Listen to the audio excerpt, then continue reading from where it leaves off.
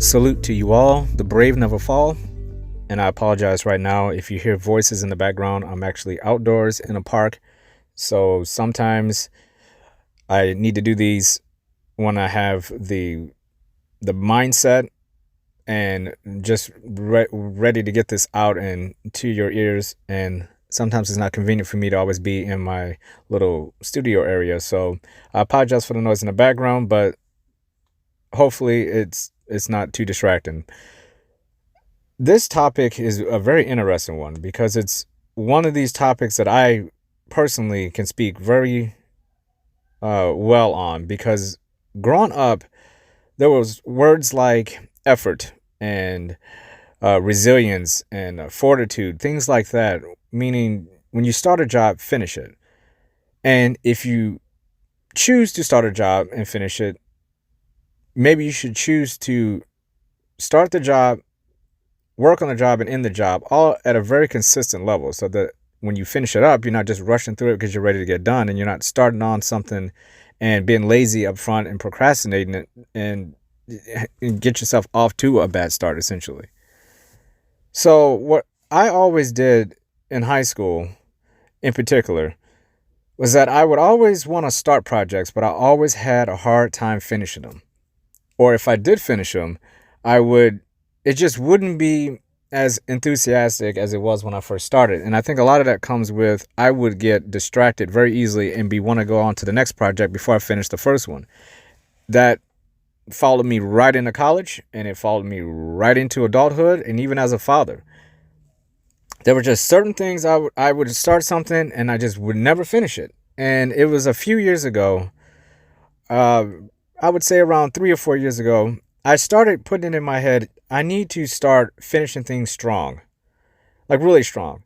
Now, when I say I never completed projects, that doesn't mean every project I didn't complete. It just means I used to multitask way too much, and that just means you get distracted. You know, you're working on this thing, you do finish it, but it almost feels like it's not finished because you could have done so much, a much better job than what you did if you would just focus on that one thing, or just maybe a couple things instead of being involved in a handful of things like I was doing. And I'm still involved in many different things now, but I now focus on one thing at a time, and I don't move on to anything else until that one thing is completed 100%, or at least as close as I could get it. Sometimes there are factors where that's out of your control, but that should be your goal regardless, because more times than not, you're going to hit that goal. If you want to challenge yourself even further than that, I started putting a little extra thing on there.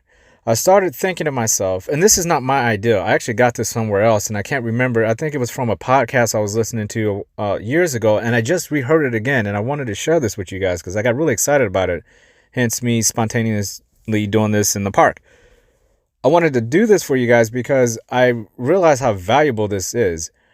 If you think about going all the way back into the Dark Ages and the Renaissance era, who you were as a person was very important. Your name was very important. Your lineage, your bloodline, all that stuff was very, very, very important to your status, and not only your status, but what you were held to basically do regardless of how you felt about it. You were just put in class systems, and you stayed in those class systems for the most part for your entire life.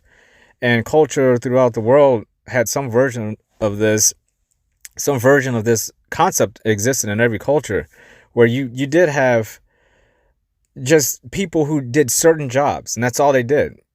And it was what they were known for. You had your blacksmiths and things like that. And even if you want to go to Africa, you have your hunters and you have your gatherers. You have people, everybody had your fishermen. Everybody has their job. And over time, you build up a bloodline of that. So if you came from a line of blacksmiths, you were expected to be a very good blacksmith, and your name depended on it. And I started thinking about that when I was younger. I used to think, because this is a natural father-son deal as well as mother-daughter, where you naturally want to follow in the footsteps of the ones who came before you. And whatever your mother does when you're a child, you kind of want to do that thing too, because you see them do that all the time. You think naturally, that's what I'm going to be doing. I know I thought that when I was younger. I thought whatever my dad did, I'm going to do. He likes to draw, I'm going to draw. He likes playing guitar, I want to play an instrument. He likes to work on cars, I want to know more about cars. I want to paint, I want to do all these different things. It was all stuff that he did. And of course, naturally, if you look up to someone from your bloodline, you're going to have those natural characteristics within you anyway. So it's not a far stretch to think that you would end up doing what your parents did in some regard. Nowadays, we have a far greater chance of not doing anything closely resembling what our parents did, and which is perfectly fine. This world, we've adapted as human beings.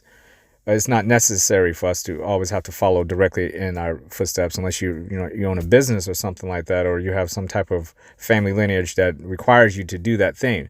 But it all brings you back to the same thing, and that's the name and where you came from. It's supposed to be something you're proud of.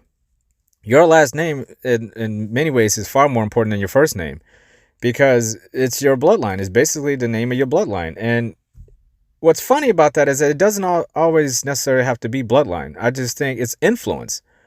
If you talk about someone being adopted, or you're talking about foster parents, you're talking about godparents, grandparents, things like that, it doesn't always have to be a direct, you came from me, I can only deal with you this way, and you're going to do it this way, and don't listen to anyone else. There's a reason why they say, it takes a village to raise a child. But I can speak personally where I can say that I've been influenced far heavily more from other people than I have from my parents. My father died when I was 14 years old, and my mother, we just don't have a lot in common outside of a few things, but not no more hobby types. It's not something that's going to build me up as a man. I had to learn how to be a man on my own by piecing together advice from mentors, and some I knew in person, some I didn't, but I pieced this together.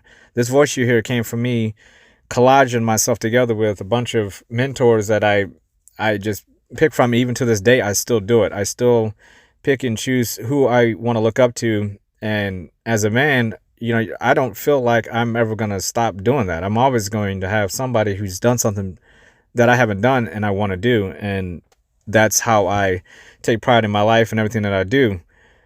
But in particular, when we're talking about your name, I always found that it's easier to get something done really, really well if you think everybody's going to point at you afterwards and say you're the one who did it. Meaning, if your name is attached to something, you should do it right, because it's your name attached to it. There's no way to hide from it. If you do something and it's not right, it's your name attached to it. If you have any sense of pride and dignity about yourself, that's going to matter to you. That's going to be something that is what's going to propel you forward to not make a mistake, to not make mistakes twice. I personally do not like making the same mistake more than twice if I can help it. Sometimes things are difficult and you got to keep trying to crack it. Like I want to learn how to play the game of chess to a level where it's really good. And that's my goal. I've been working on it for years. It's just one of those games it's just taking me forever to get good at. But I just keep going at it, and I lose far more than I win, but that's a different story.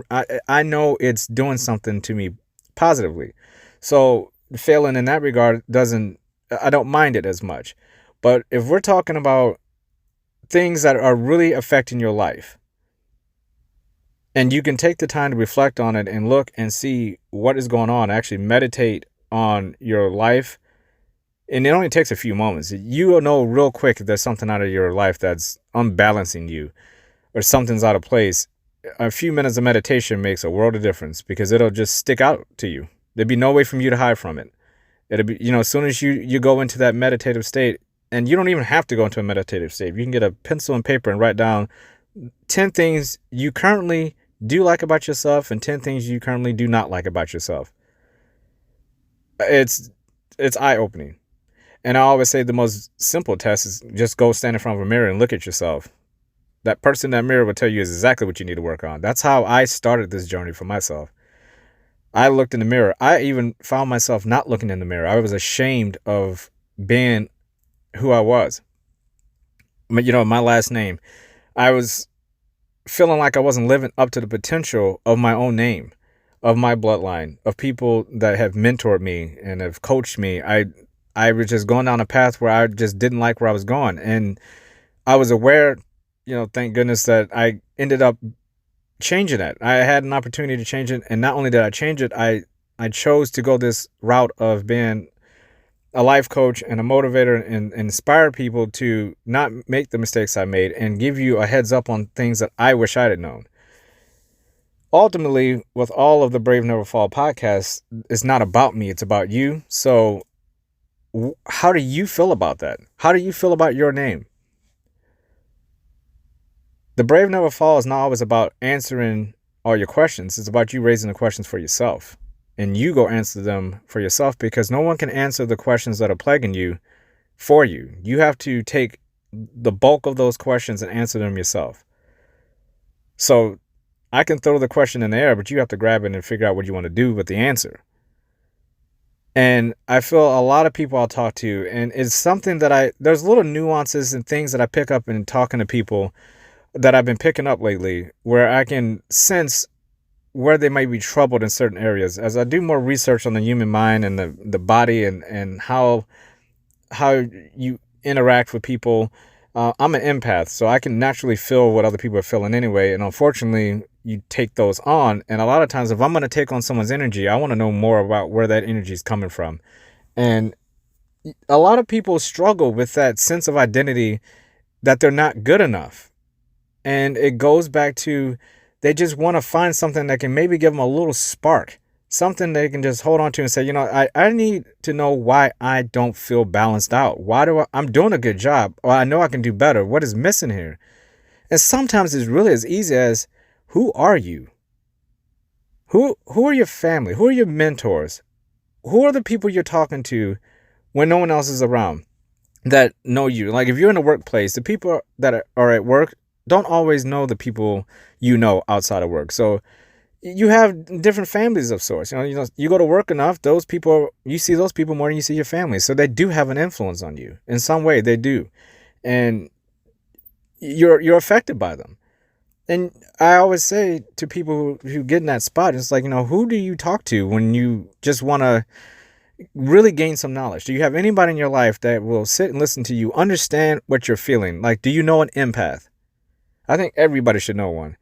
I wish I had known one when I was growing up. I wish I knew me when I was growing up. It would have helped so much. Because it's not only you need somebody to listen, you need somebody you can trust to give you good sound advice that actually works. And there's no such thing as a complete healing with this kind of stuff. You have to kind of dig into yourself and figure out these answers. But it's always nice to have somebody to talk to in those circumstances when you're feeling like there are no answers. Because sometimes the answer is very simple. It's just trying to figure out who you are, and you saying, okay, maybe you have leveled out. Maybe your problem is that you're not reaching far enough and you could do better. That brings us all the way back to the beginning of this conversation. Effort, perseverance, resilience, fortitude, starting and finishing the job at the same level, taking pride in who you are, your name. You are important. People judge you on what you do, not what you say. You could say anything. I could walk up to anybody and say I'm a millionaire. They can choose to believe me or not. Only I know what the truth is, If I'm a millionaire or I'm not a millionaire, who cares? It's what I do that's going to define who I am, not how much money I make or what status I am, which is why your name is so important, because people are ultimately going to judge you on what you do. And when that is the case, you want to do the best job you can at all times.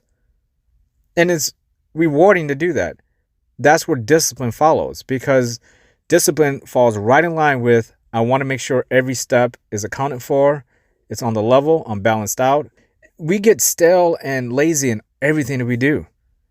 And relationships do end, and you're like, what happened? It's because it's right where you started it. You sometimes you have to make adjustments. There's no doubt about that. But the ultimate goal is to try to be as consistent and as disciplined as possible with all of the possible outcomes. Things can be so much better than what you can ever imagine, and they can be so much worse. But the most important thing is that you're giving your best effort. You're taking pride in what you do. You're taking pride in your relationship. You're taking pride in your work. You're not just allowing things to happen and you're just saying it's okay. Because you're the one who's going to have to look yourself in the mirror and figure out where it went wrong. And it's much better to look in that mirror and figure out where things went right than where it went wrong. And a lot of times it really does just start with a simple, who am I? And I do this all the time. It's part of my meditation. It keeps me grounded, yet it also keeps me wanting more from myself. Because who I am is the most important thing. I am the one who exists in my life. Nobody controls me. I control me.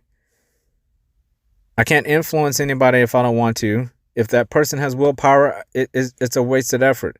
So you just really need to focus on yourself. And don't let other people influence you in the wrong way. There's nothing wrong with being influenced by people. If they're good motivators and life coaches and parents and friends, spouses, children, those are the things you want. As long as they're good and you're continuing to grow as a person, that's what you want. When you get stale and you're flat and you feel unbalanced and you feel like things could be better in your life, but you don't feel completely out of control, you don't feel reckless, that just means you need a little adjustment. You just need a little adjustment, and you need to raise the bar a little bit. And then a little bit more, a little bit more, a little bit more. You never stop improving. And that's what it's all about. If your name is attached to anything, to a family, to a bloodline, if you're attached to work, whatever it is, you have to take that as one of the most important things in your life, because it's you who is attached to it, and no one can do it for you. If no one has told you this today, I love you. You deserve to hear that. Salute to you all. The brave never fall.